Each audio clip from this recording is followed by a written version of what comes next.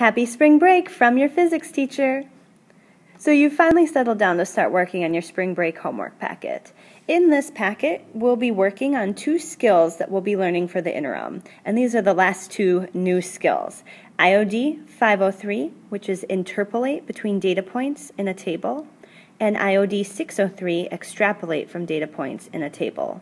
So there'll be 2 different videos that you can play using YouTube. One of them is this one for IOD 503, and there'll be another one for IOD 603. So your homework assignment is to learn these skills well enough to show mastery on a mastery assessment the first day back to school after spring break.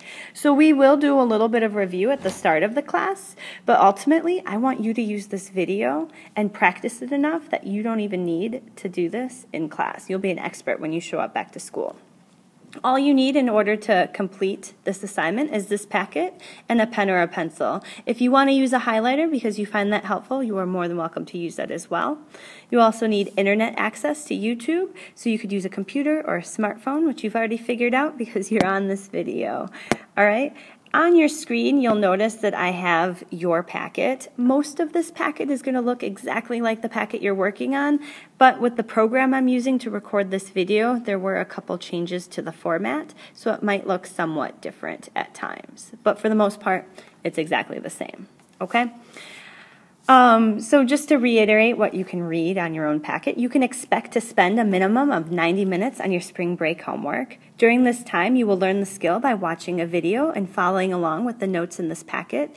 Then you'll complete the guided practice and check your work with this video. And then there'll be some independent practice to continue practicing and mastering this skill. So this isn't homework you're going to want to blow off. You want to do well on it because you are invested in having a high interim score and being able to think like a scientist. Learning these skills by watching a video lets you rewind and listen to the steps as many times as you need. So if you don't quite get it the first time, just rewind it back up and hear it again. All right? But I do recommend that you don't fast forward or skip any parts of this video, or else you might miss something important and not fully understand these 2 objectives. So even if it seems easy at first, like it doesn't hurt you, it only helps you to listen to all parts of these videos. Okay? Along the way, there'll be some directions in red, and that helps you know what you should be doing in terms of the video. So it says, go to the IOD 503 video and press play. You should be listening right now. Okay? As you watch and listen, copy down the definition of the word interpolate, and then listen to the explanation for the example problem in part 1. So we have this term interpolate, which is kind of a funny word. Interpolate.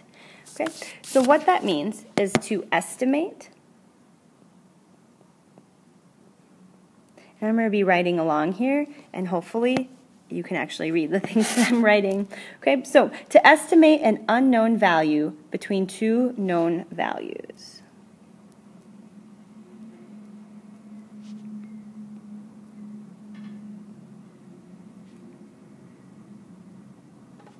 To interpolate, think about the values that you are given. Is there a pattern or trend? Okay. So as we practice, we're going to start easy and get a little bit more complicated and then a little bit more complicated. As we go, though, one guiding question that you can use is to ask yourself the question that you see on your screen or on your paper here. What would come between the 2 numbers that are before and after the space? Okay. So part 1. What value should go in the blank space? So I see my example, 0, 0.5, 1.0, blank, 2.0, and 2.5. I see that as I go, every number increases by 0.5. So I see here that my number before the blank is 1.0. My number after the blank is 2.0. So the number that should go on the blank is one that's halfway in between. That would be 1.5. All right, so press pause and answer the following 6 questions on your own. And then when you're ready to hear the answers, press play.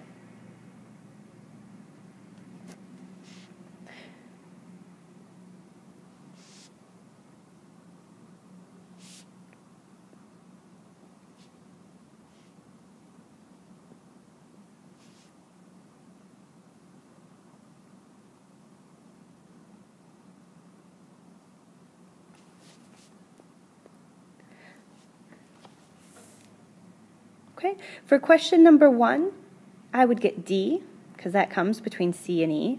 For question number 2, they're going up by 2s, so between 4 and 8 is 6.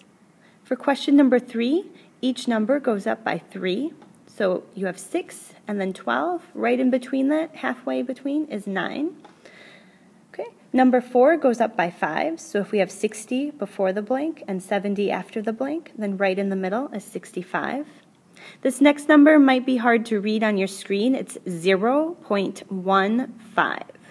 So I see each time it goes up by 0.05. So we have 0.1, 0.15, 0.2, 0.25. Right? And then finally, this last one, between 50 and 100, right in the middle, is 75.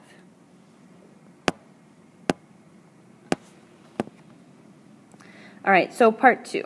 And this is the part that doesn't look exactly like your paper because the table, the lines didn't quite show up, but the numbers are there.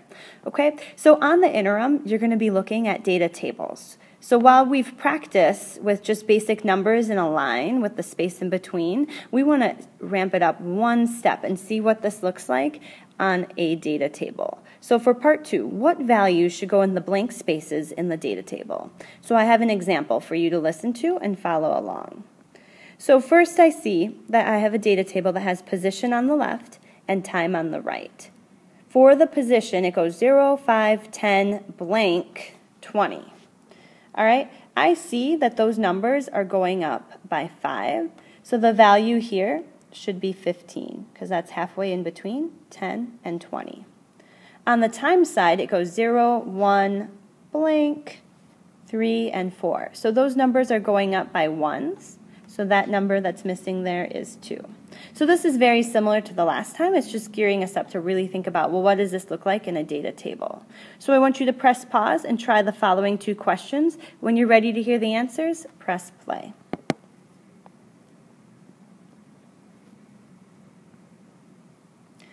Okay, so this is where the formatting gets off just a little bit. Question number 1 is what's boxed in blue. Okay, I see the position in meters. -6, -5, blank, -3, -2. So those are changing. They're decreasing by -1 each time. So in this blank, I should get -4.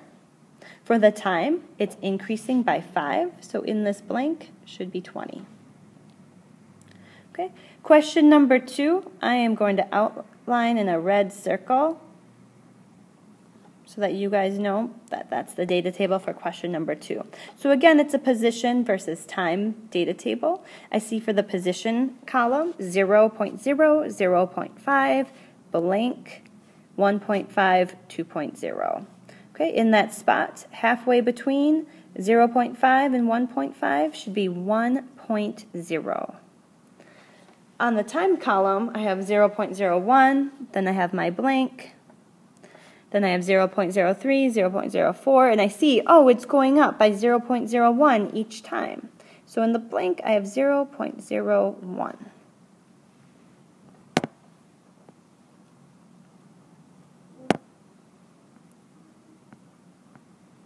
All right, moving on to part 3. Let's put this all together and think about, well, what does this look like on the interim?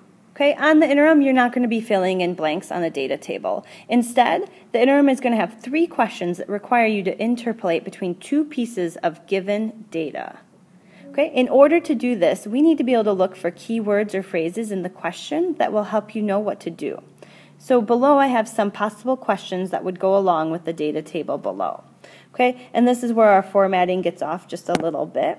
I want you guys to be looking where it says keywords and phrases.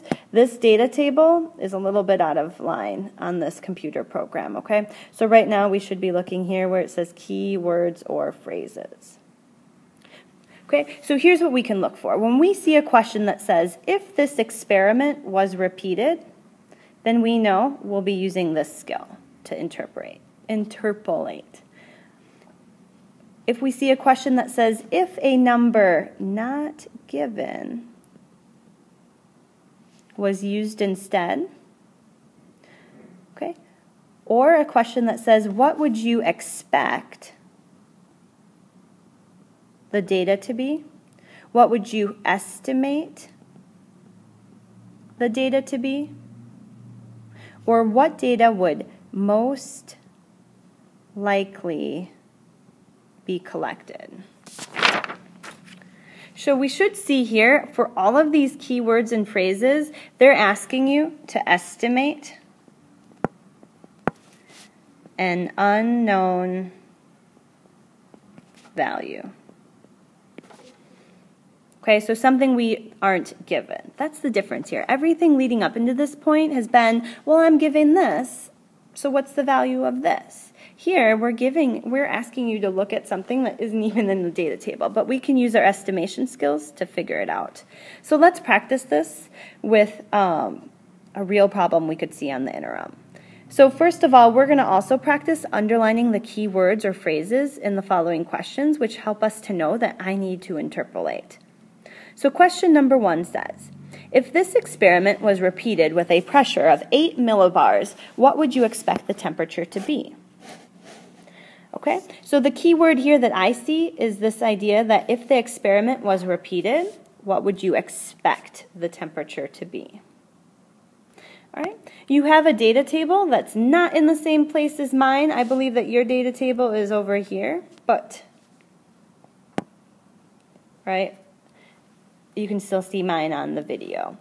All right, so some of the things that I know that I am being asked for a pressure of 8 millibars, and I'm trying to figure out what the temperature would be. So I come up here to my data table, and I see 8 millibars. Wait, I don't see 8 millibars. Okay, but what I do see is 6 and 10, and I know that 8 should go in between. So then I'm trying to figure out, well, what would the temperature be? So if 8 is between 6 and 10, then I know my temperature is going to be between 5 and 11. Okay? 8 is exactly halfway between 6 and 10. So I want a number that's exactly halfway between 5 and 11. Okay? And that number would be 8. So I come down here to my answer choice and I would choose C, 8 degrees Celsius. All right, let's try another one. So question number 2. If 18 millibars of pressure was used, what temperature would most likely be measured? Okay, those keywords or phrases is first they're giving me a number that's not given in the data table. They're also asking me something, what would it most likely be? So I'm taking a guess or I'm estimating. Okay, so I also know that 18 millibars of pressure is something I need in the data table, and I'm asking to find the temperature. So I come back up here to the same exact data table, and I see that 18 would be right here in between 16 and 20. And that's halfway in between. So if I'm thinking about, well, what would the temperature be, then my temperature would have to be halfway between 20 and 26.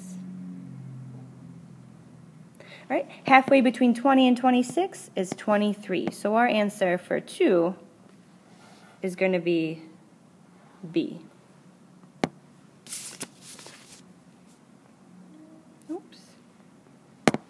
Okay, if you want to try number 3 on your own, I would push pause right now, try it on your own, and then hit play again, and you can hear my explanation. For number 3, what would you estimate the temperature to be when the pressure is 14 millibars? So again, that word estimate is one of our keywords or phrases. It helps us know that we have to interpolate. I am given 14 millibars of pressure, and I'm asked to find the temperature. So I come back up here in our data table. I don't have 14 millibars of pressure, but I do know that that would come between 12 and 16. So then I know I would have a temperature between 14 and 20. Halfway in between those would be 17. So my answer choice for 3 would be C.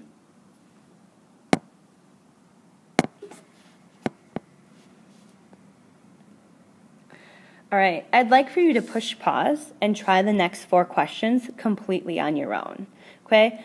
It might be challenging for you, so if you want to do one and then hear the answer, you can, but this is a chance for you to practice independently, okay? The only way you're going to get better at this is if you actually try on your own.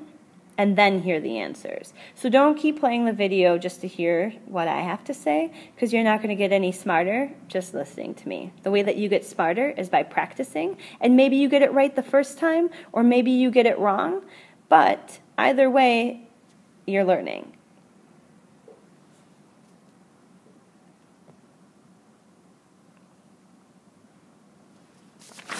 All right, for question number 1. It's asking us, according to table 1, all right, I saw up in the passage it was actually pretty complicated. They had 3 different tables, so this is very specific. It's telling us exactly where to look. What would be the mass of a solution with 1.5% NaCl? Okay, so they're asking us to find the mass, and we know that 1.5% NaCl is our solution. So we come back over to the table, and again, the formatting's a little bit off, but I'm looking here at table number 1.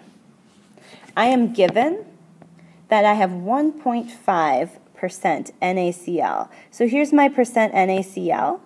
1.5 isn't a number on this chart. It's halfway between 0 and 3. So then I know if I were looking for the mass, I would want it to be halfway between 0.0 and 1.5. So the number that's halfway in between there is 0.75 grams, C. Question number 2. Again, it's asking us to use table number 1. What would you estimate, there's one of our keywords, the mass of NaCl to be? So that's what I'm trying to find. If the freezing point of the solution of H2O was negative 4.7 degrees Celsius. Okay. So I'm going to come back up here to table, what did that say? Table 1. Okay, I'm going to use blue for this one. So table number 1, it's asking us to find the mass. It tells us the freezing point is negative 4.7. Well, I don't see that anywhere on here. But I do know it's going to come between negative 3.63 and negative 5.75.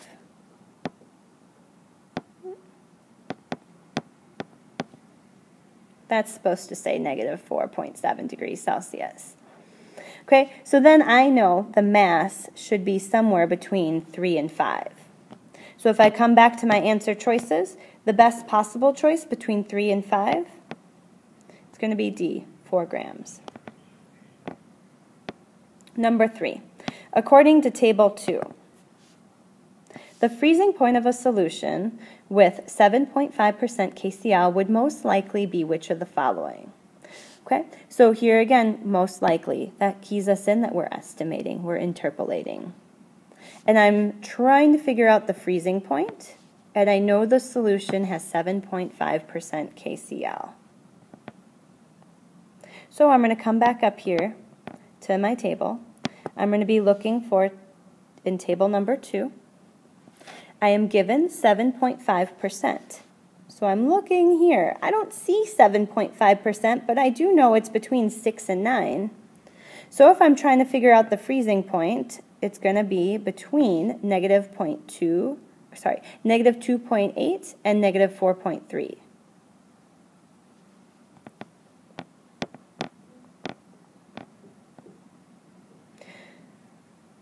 All right, back to question number 3.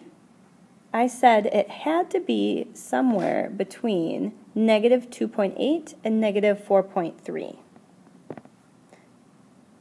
So this one is too big. This one is too small. So it's either going to be negative 3.6 or negative 3.0. How do I decide between the two?